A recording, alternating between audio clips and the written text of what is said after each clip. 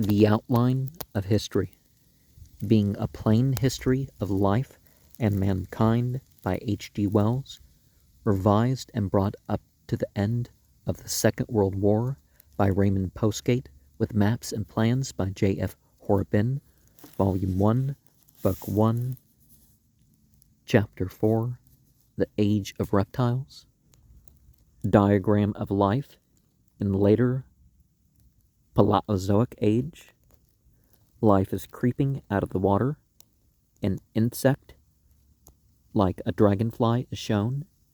There were amphibia, like gigantic newts and salamanders, and even primitive reptiles in these swamps.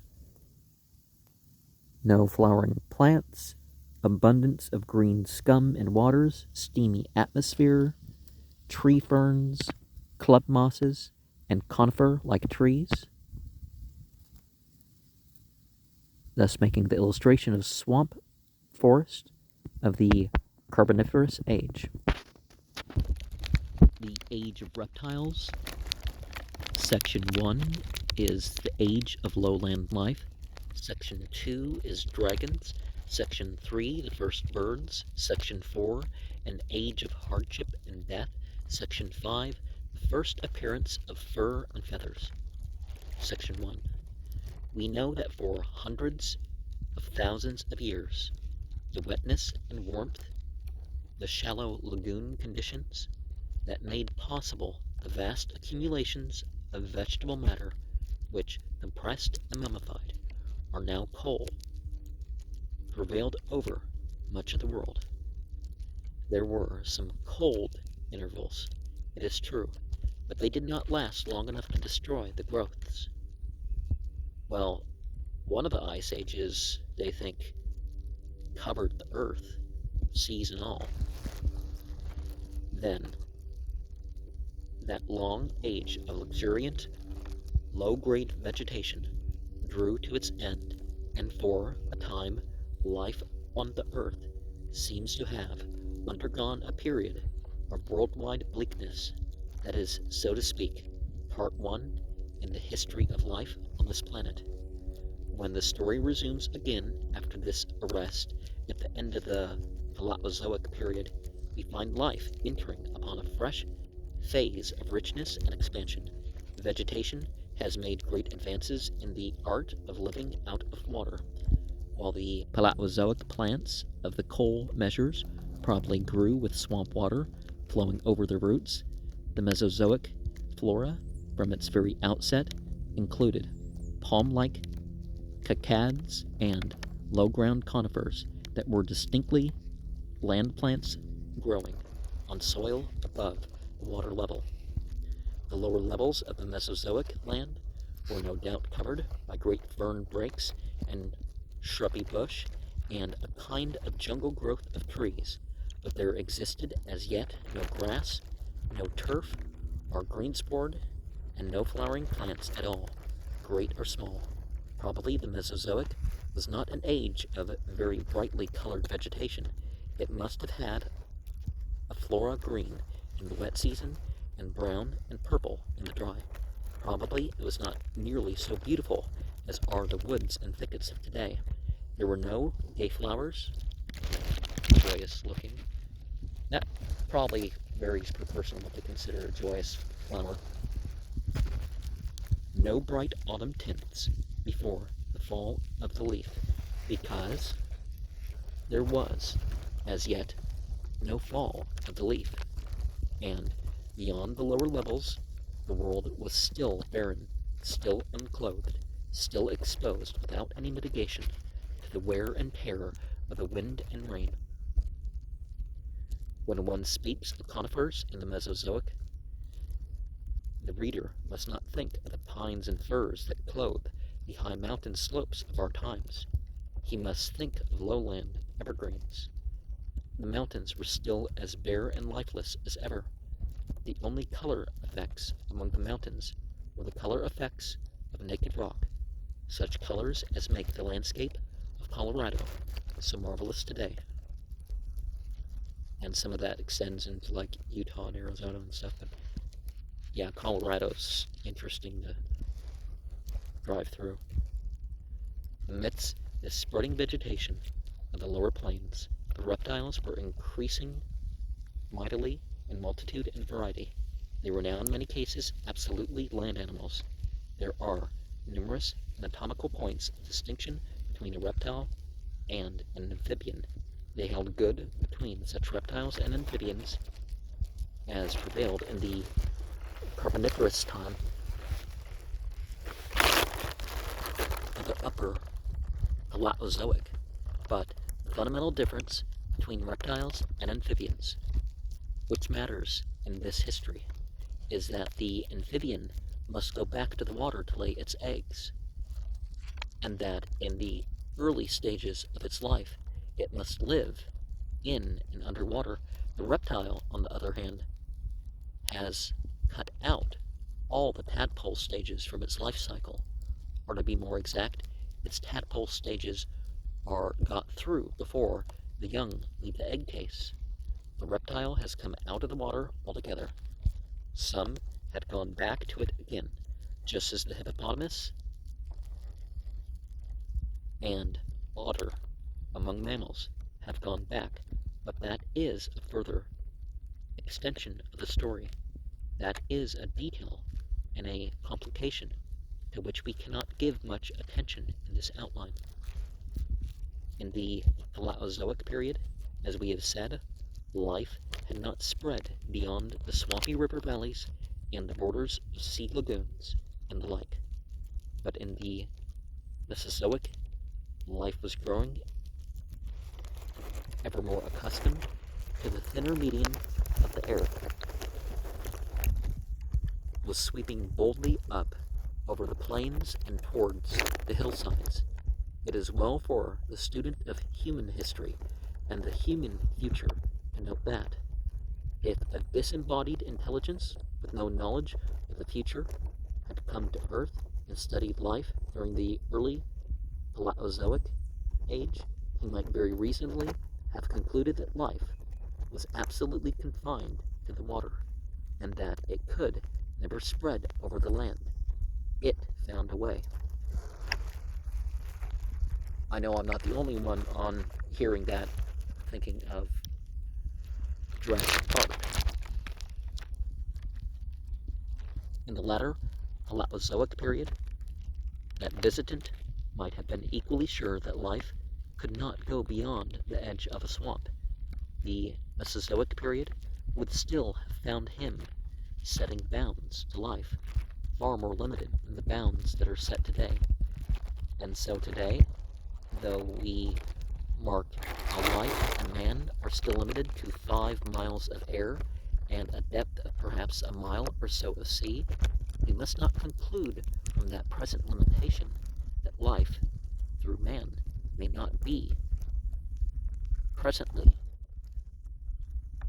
spread out and up and down to a range of living as yet inconceivable.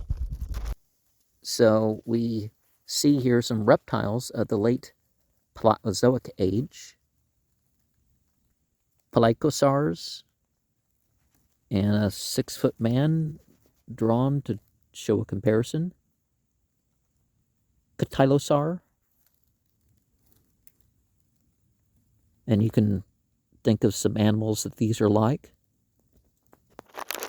The earliest known reptiles were beasts with great bellies and not very powerful legs, very like their kindred amphibia, wallowing as the crocodile wallows to this day.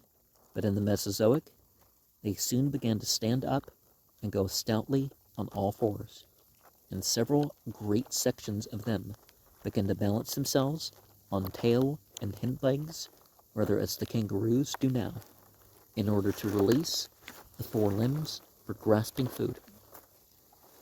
The bones of one notable division of reptiles, which retained a quadrupedal habit, a division of which remains, have been found in South Africa, and Russian early Mesozoic deposits display a number of characters which approach those of the mammalian skeleton, and because of this resemblance, to the mammals, beasts, this division is called the Theriomorpha, beast-like. Another division was the crocodile branch, and another developed toward the tortoises and turtles. Well, terrapins is another part of that group, but the plesiosaurs and the ichthyosaurs were two groups which have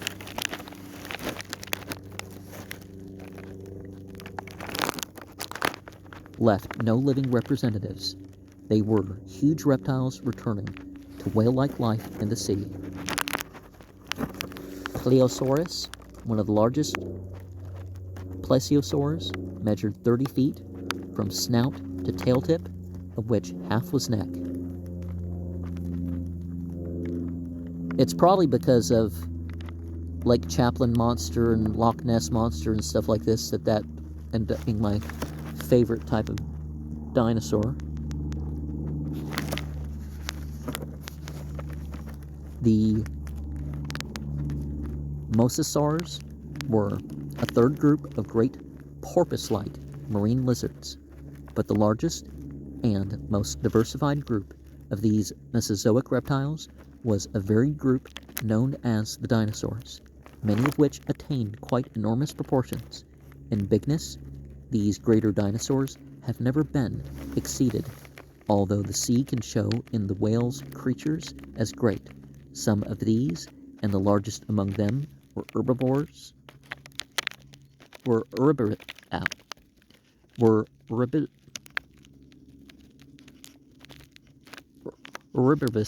animals.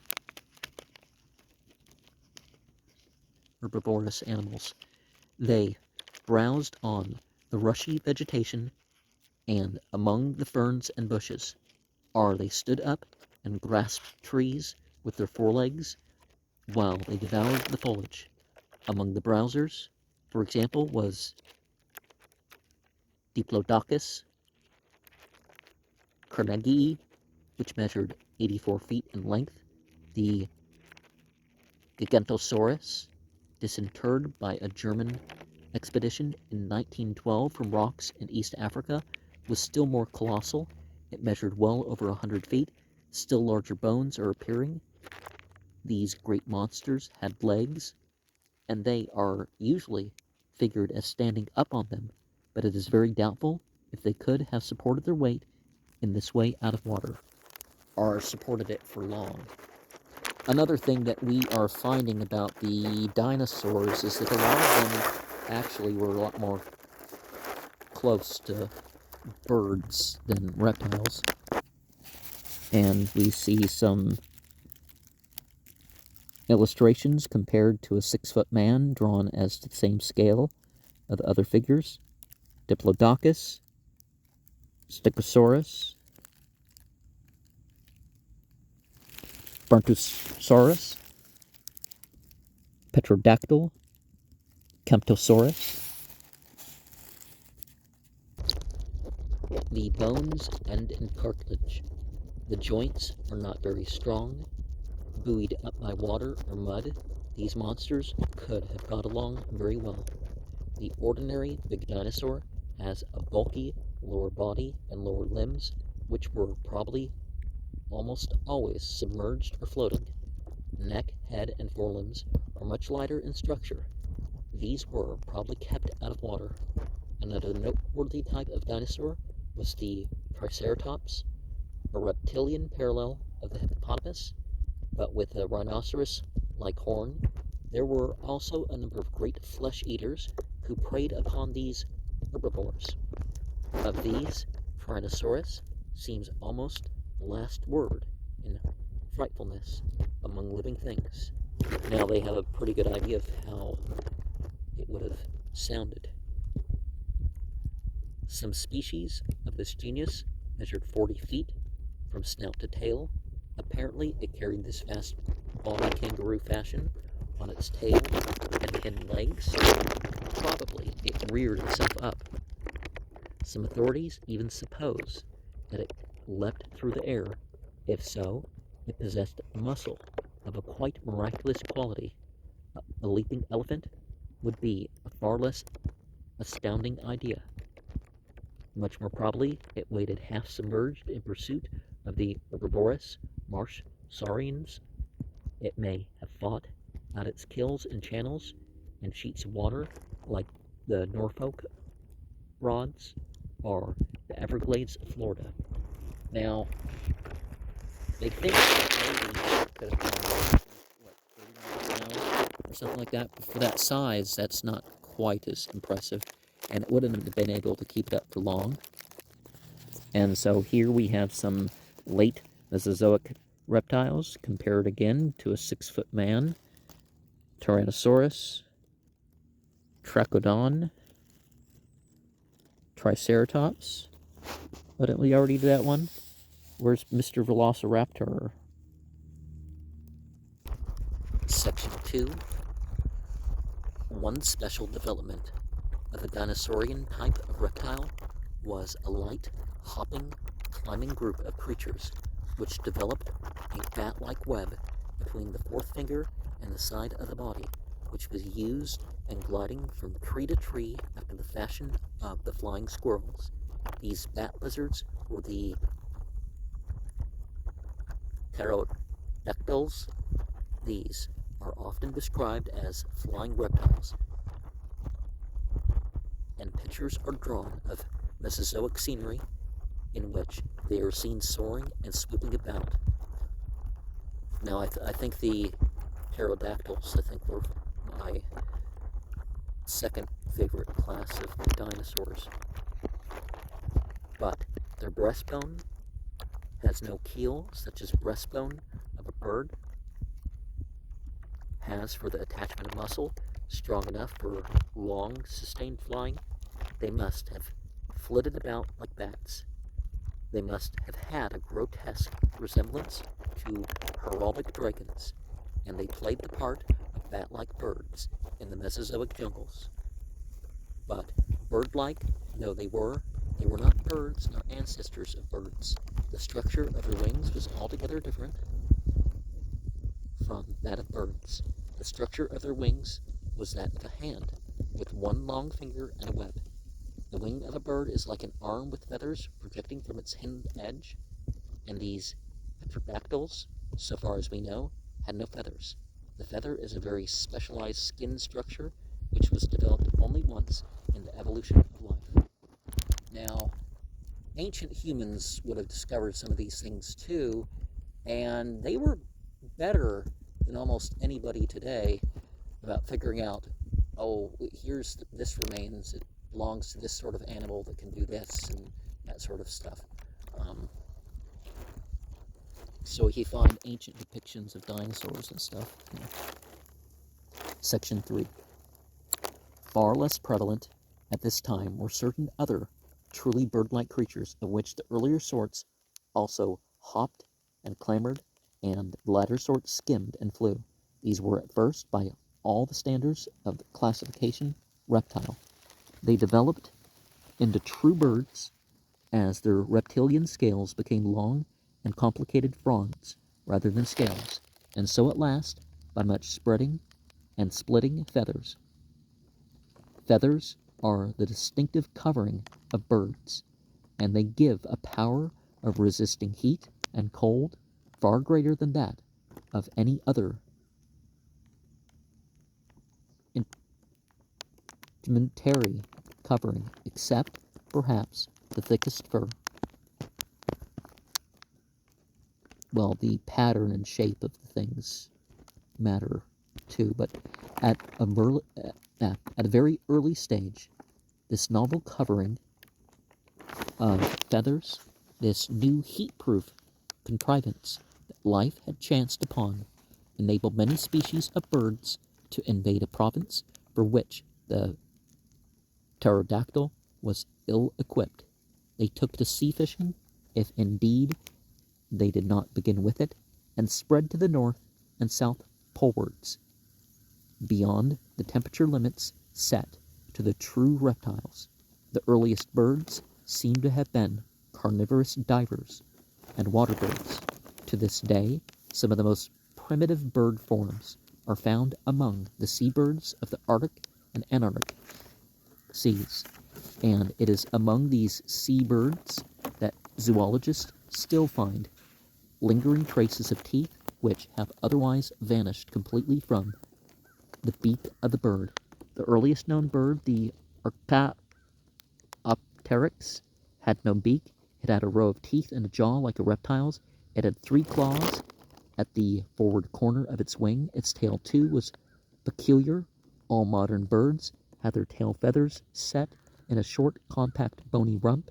The Archaeopteryx had a long, bony tail. I may edit the fumbles out at some point.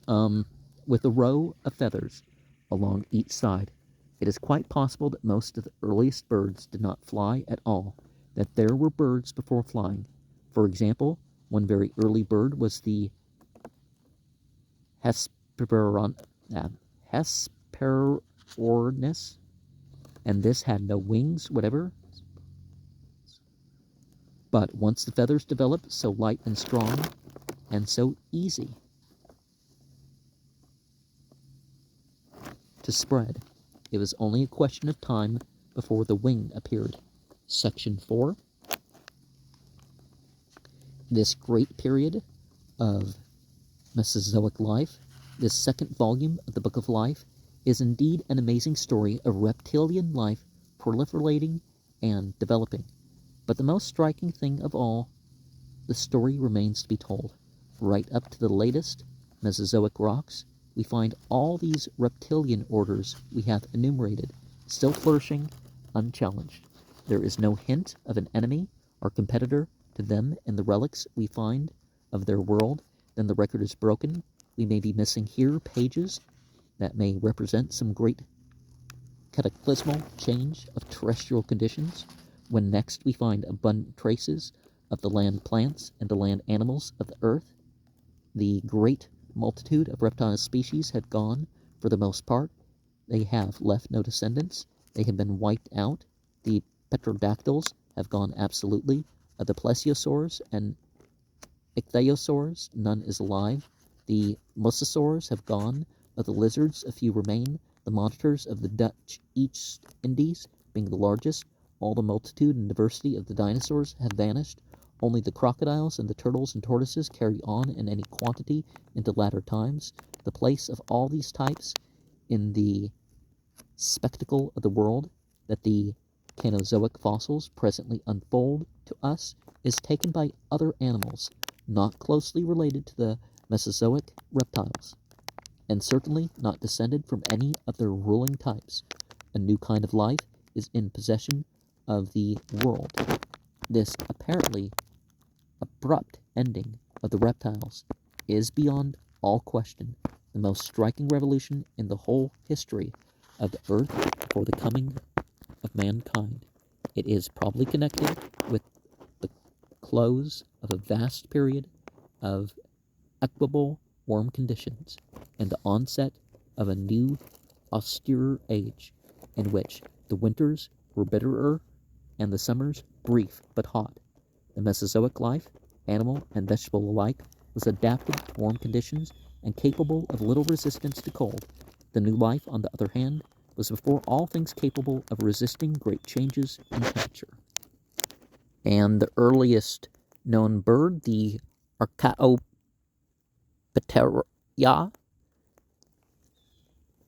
the wing of the pterodactyl, elongated fifth finger. Yeah, that's kind of cool. Pterodactyls. It was not only that the reptiles as such had no fur nor feathers to equalize temperature conditions, but that the structure of the reptilian heart is also not adapted to the maintenance of a high temperature against surrounding cold. Whatever it was that led to the extinction of the Mesozoic reptiles, it was probably some far-reaching change indeed, for the life of the seas did at the same time undergo a similar catastrophic alteration. The crescendo and ending of the reptiles on land was paralleled by the crescendo and ending of the ammonites, a division of creatures like squids, with coiled shells, which swarmed in those ancient seas. Most people are familiar with their huge coiling shells, sometimes 2 feet or more in diameter. All through the rocky record of this Mesozoic period, there is a vast multitude and variety of these ammonites. There are hundreds of species, and towards the end of the Mesozoic period, they increased in diversity and produced exaggerated types. When the record resumes, these too have gone. They have left no remnant at all. As far as the reptiles are concerned, people may, perhaps, be inclined to argue that they were exterminated because the mammals that replaced them competed with them and were more fitted to survive. But nothing of the sort can be true of the ammonites, because, to this day, their place has not been taken. Simply, they are gone. Unknown conditions made it possible for them to live in the Mesozoic seas, and then some unknown change, some jolt in the orderly succession of days and seasons, perhaps the salt level too, made life impossible for them. No genius of ammonite survives today, of all that vast variety, but there still exists one isolated genius very closely related to the ammonites, the pearly nautilus. It is found, it is be noted, in the warm waters of the Indian and Pacific Oceans. And as for the mammals competing with and ousting the less fit reptiles, a struggle for which people talk at times, there is not a scrap of evidence of any such direct competition. To judge by the record of the rocks as we know it today, there is much more reason for believing that first, the reptiles in some inexplicable way perished, and then that later on, after a very hard time for all life upon the earth, the mammals, as conditions became more genial again, developed and spread to fill the vacant world. Nothing is known of the causes of this revolution in terrestrial conditions. In a previous section, it has been said that if the pole of the earth were square to the plane of its orbit, there would be no change of the seasons. Suppose now that in the earlier part of the world's history, the Earth's equator was not inclined, or inclined very little to the orbit. Then there would be just those equable conditions in the fauna and flora of the Mesozoic period seem to indicate. Hesperorhynchus, reptilian wingless waterbird. Suppose, however, that some unknown cause tilted the axis of rotation to its present obliquity. At once, all over the earth would come to the alternation of summer and winter, heat and cold, and life would have to adapt itself afresh, or die. The reptiles perished, for the most part, the ammonites, and a great variety of other creatures certainly perished, and only slowly was the abundance of life restored. But no one has ever been able to suggest a force, so they have the comet or volcano thing in their minds yet, that could suddenly twist our spinning world in that fashion. Something could have gone by the Earth that pulled the gravity. We do not know what jars and jolts the solar system may have suffered in the past. We are left guessing. Some huge, dark projectile from outer space may have come hurtling through the planets and deflected or even struck our world and turned the whole course of evolution into a new direction. Little projectiles of that sort are always striking us. They come flying into our atmosphere and catch fire with the heat of the rush through the air and burn the shooting stars. Most of these meteors are burnt to nothing before they reach the ground, but many have reached and continue to reach the Earth. Some in our museums are several yards in diameter. Perhaps once, one was big enough to produce a change, such as we have supposed. But this is a lapse into pure speculation. Let us return to our facts. Well, that's another point where mythology kind of got it right, is because they knew what happened with some of these meteor impacts.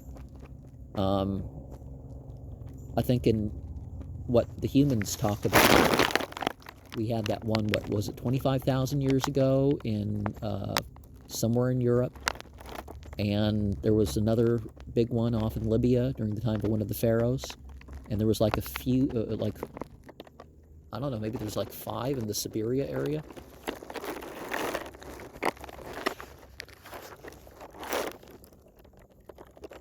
But not like what happened to the dinosaurs, still, 5. Were there mammals in the Mesozoic period? No doubt there were, but they were small, obscure, and rare, and paleontology has very little to tell about them. Patiently and steadily, the geologists gather fresh evidence and reason out of completer conclusions. At any time, some new deposit may reveal fossils that will illuminate this question. Certainly, either mammals or the ancestors of the mammals must have lived throughout the Mesozoic period. In the very opening chapter of the Mesozoic volume of the records, there were those theriomorphous reptiles to which we have already alluded, and in the latter Mesozoic, a number of small jawbones are found, entirely mammalian in character, but there is not a scrap, not a bone to suggest that there lived any Mesozoic mammal which could look a dinosaur in the face. The Mesozoic mammals are mammal-like reptiles, for we do not know clearly which they were, seem to have been all obscure little beasts of the size of mice and rats, more like a downtrodden order of reptiles than a distinct class. Probably they still laid eggs and were developing only slowly their distinctive covering of hair. They lived away from big waters and perhaps in the desolate uplands as marmots do now. Probably they lived there beyond the pursuit of the carnivorous dinosaurs. Some perhaps went on all fours, some chiefly went on their hind legs and clambered with their 4 limbs. They became fossils only so occasionally that chance has not yet revealed a single complete skeleton in the whole long record of the Mesozoic rocks by which to check these guesses. These little pteriomorphs, these ancestral mammals, developed hair. Hairs like feathers are long and elaborately specialized scales. Hair is, perhaps, the clue to the salvation of the early mammals, leading lives upon the margin of existence, away from the marshes and the warmth. They developed an outer covering only second in its warmth holding or heat-resisting powers to the down and feathers of the Arctic seabirds. And so, the mammals, like the birds, held out through the age of hardship between the Mesozoic and Cainozoic ages, to which most of the true reptiles succumbed. All the main characteristics of the flora and sea and land fauna that disappeared with the end of the Mesozoic age were such as were adapted to an equable climate and to shallow and swampy regions, but in the case of their Cainozoic successors, both hair and feathers gave a power of resistance to variable temperatures such as no reptile possessed, and with it they gave a range far greater than any mammal had hitherto attained. The range of life of the lower Paleozoic period was confined to warm water. The range of life of the upper Paleozoic period was mainly confined to warm water or to warm swamps and wet ground. The range of life of the Mesozoic period as we know it was largely confined to water and fairly low-lying valley regions under equable conditions. But in each of these periods, there were types involuntarily extending the range of life beyond the prevailing limits. And when ages of extreme conditions prevailed, it was these marginal types which survived to inherit the depopulated world. That perhaps is the most general statement we can make about the story of the geological record. It is a story of widening range. Classes, genre, and species of animals appear and disappear. The range widens. It widens always. Life has never had so great a range as it has today. Life today, in the form of man, goes higher in the air than it has ever done before. Man's geographical range is from pole to pole. He goes under the water in submarines. He sounds the cold, lifeless darkness of the deepest seas. He burrows in the virgin levels of the rocks, and in thought and knowledge he pierces to the center of the earth and reaches out to the utmost star. Yet, in all the relics of the Mesozoic time, we find no certain memorials of his ancestry. His ancestors, like the ancestors of all the kindred mammals, must have been creatures so rare, so obscure, and so remote that they have left scarcely a trace amidst the abundant messages of the monsters that wallowed rejoicing in the steamy air and lush vegetation of the Mesozoic lagoons, or crawled or hopped or fluttered over the great river plains of that time. And did I pronounce integumentary? Integumentary?